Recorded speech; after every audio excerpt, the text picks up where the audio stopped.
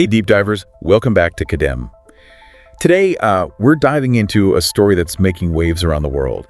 Mark Carney, the former central banker, he's just become the leader of Canada's Liberal Party. Yeah, it's pretty wild. I mean, he's on track to be the next prime minister, replacing Justin Trudeau. Whoa. And it's all happening right now. We've got global trade wars going on. The UN's big climate summit, COP30, is coming up soon. Talk about interesting timing. Yeah, you heard that right. A banker running a country.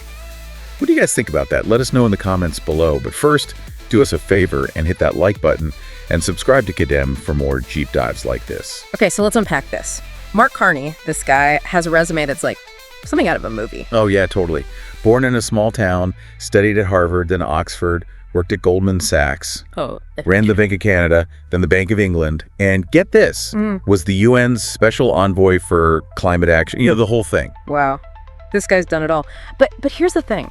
He has zero experience in politics. Yeah, none. He's going straight from finance to the top job. What do you think? Is that a good thing? Is a background in finance helpful or harmful when you're running a country? Let us know what you think down in the comments. It's a really good question. And you know what? I think the answer might actually surprise some people. Carney's supporters, they argue that his economic expertise is, well, it's crucial right now, especially with this whole trade war thing going on. Oh, yeah, let's talk about that. Trade war. Things are heating up between Canada and the U.S. I mean, last month, Trump slapped tariffs, big tariffs, on a bunch of Canadian goods.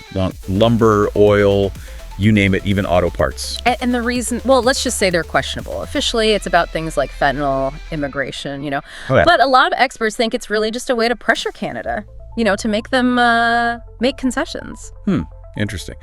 But here's where it gets interesting. Carney's not backing down. He's talking about fighting back with tariffs of his own. And he wants to find new trading partners. I mean, 75% of Canada's trade is with the U.S.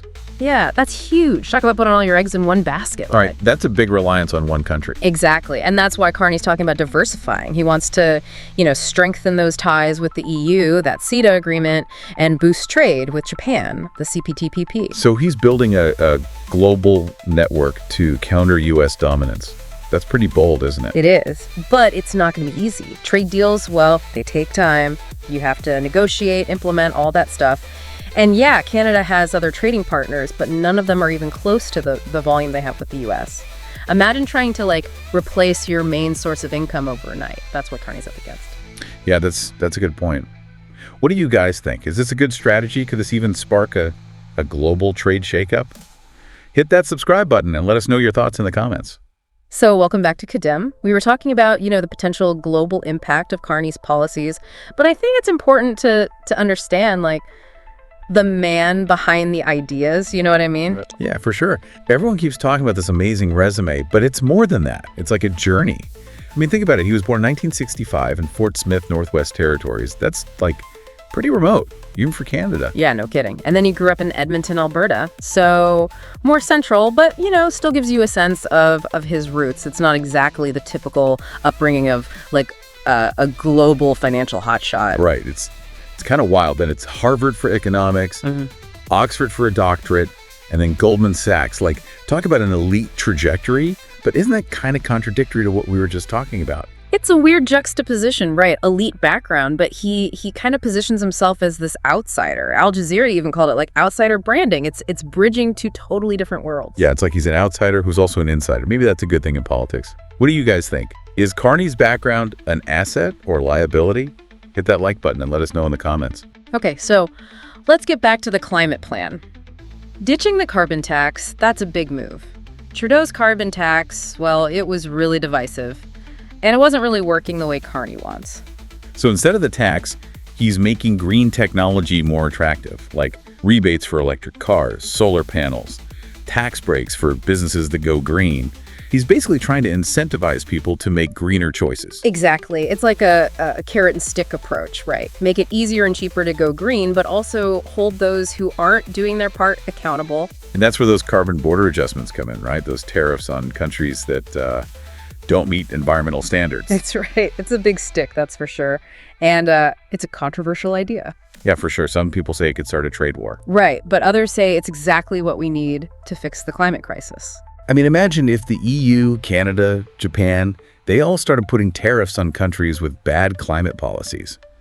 Was that be enough to, make them clean up their act? Let us know what you think in the comments. And while you're there, don't forget to subscribe for more deep dives. It could happen. It would definitely make those countries want to change, for the money. But there's always a chance things could backfire. Like what? What could go wrong with this plan? Well, one thing is prices. If companies have to pay more for stuff from other countries, they're probably going to raise prices for us, the customers. Oh, right. And it could hurt businesses that rely on imports from those countries, too. Exactly. It's complicated, Yeah. No easy answers. But one thing's for sure. Carney isn't afraid to shake things up. Totally. And with COP30 coming up soon, he's got this big stage to show everyone his climate leadership plan. Plus, we still got the trade war with the U.S. If Carney can, diversify Canada's trade and it works, that could change everything. Other countries might follow suit, and the U.S. might lose some of its power. It's like a domino effect, right? Canada makes a move, other countries see it working, and then boom, the whole global trade system starts changing. That's pretty exciting, actually. It is. But this is a long game, right? It's not going to happen overnight. No, definitely not. But no matter what happens in the election or on the world stage, Carney's leadership is, it's a big deal for Canada. He's changing things, pushing boundaries, making us rethink things. Yeah, and that's what makes this deep dive so interesting. It's like we're watching history in the making, and we want to hear from you guys. What do you think of Carney's vision? Can he pull it off? Let's keep talking about it in the comments below. Welcome back to CADEM, Deep Divers. We're wrapping up our exploration of Mark Carney. And things are about to get really interesting. I mean, we've talked about his background, his plans for trade and climate change, but let's be real, the road ahead's going to be tough. Oh, yeah. First things first, he has to win the election in October. Yeah. And he's up against some real pros, like Pierre Poilievre, the conservative leader. He's been in Parliament forever, knows how to play the game. It's like stepping into the boxing ring with a pro when you've only ever, practiced in your backyard. Exactly. And Carney even adapt that fast. Can he compete at that level? That's the big question, isn't it?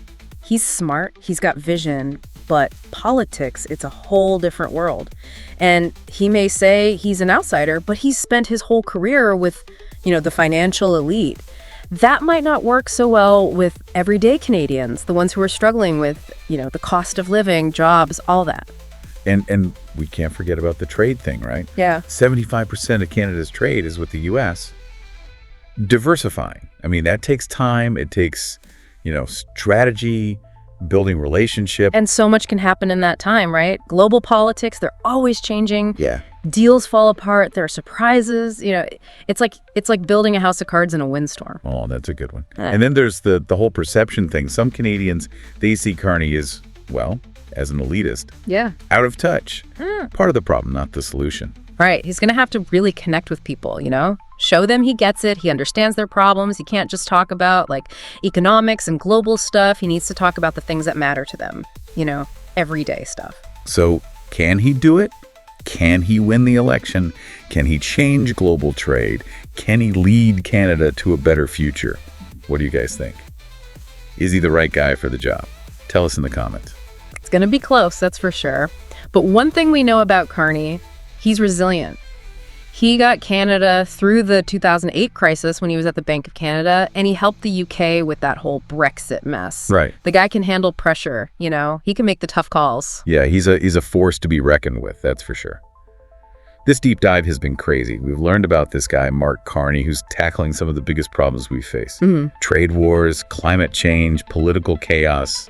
It's mind-blowing. But here's the thing, deep divers. No matter what happens in the election, no matter what happens in the world, Carney's story shows us that one person can make a difference. Yeah, and that goes for all of us. What we buy, what we do, what we say, it all matters. We can all help make the world a better place. So here's our question for you.